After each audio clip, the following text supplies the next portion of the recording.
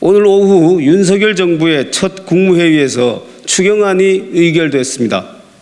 이번 추경은 코로나 방역을 위해 강제로 영업을 못하게 된 소상공인과 자영업자의 손실을 보상하고 민생 경제를 안정시키기 위한 것으로 그 당위성에는 여야 할 것 없이 공감할 것입니다.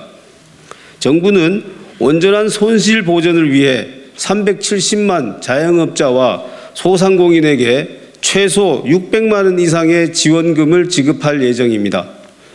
이번 추경안의 재원은 지출 구조 조정과 세계 잉여금, 기금 여유자금 및 예상되는 초과 세수 등을 통해 마련되며 국채 발행 없이 편성하게 됩니다. 이는 지난 5년간 400조 원 이상 폭증하여 이미 1000조 원을 넘어선 국가 채무를 더 이상 늘리지 않으려는 윤석열 정부의 강한 의지의 표현이기도 합니다.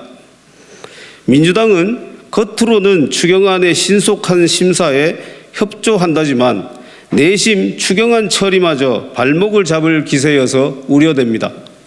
오늘 오전 민주당 박홍근 원내대표는 이번 추경 재원 중 하나인 예상 초과 세수액이 너무 많다면서 국회 차원의 진상 규명을 하겠다고 엄포를 놓았고, 윤호중 비대위원장은 이 사안으로 국정조사를 해야 한다고 주장했습니다. 그러나 초과 세수 오차는 지난 5년간 문재인 정부에서 거의 해마다 문제가 되다가 지난해에는 무려 61조 원의 초과 세수가 발생했으며 올해의 세입 예산 편성 역시 문재인 정부가 한 것입니다.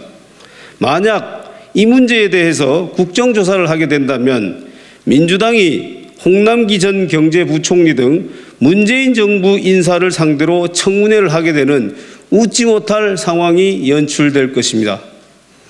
민주당이 이 사안을 이유로 추경안 심의에 어깃장을 놓으려 한다면 이는 지난 정부의 과오로 현 정부의 추경에 문제를 제기하는 것임을 명심해야 할 것입니다.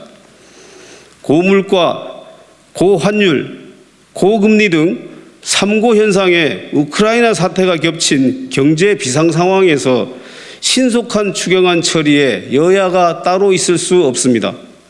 민주당은 신속한 추경안 처리로 소상공인, 자영업자, 취약계층에게 최대한 빨리 혜택이 돌아가고 민생경제 위기에 돌파구를 마련할 수 있도록 적극적으로 협조해 주시기 바랍니다.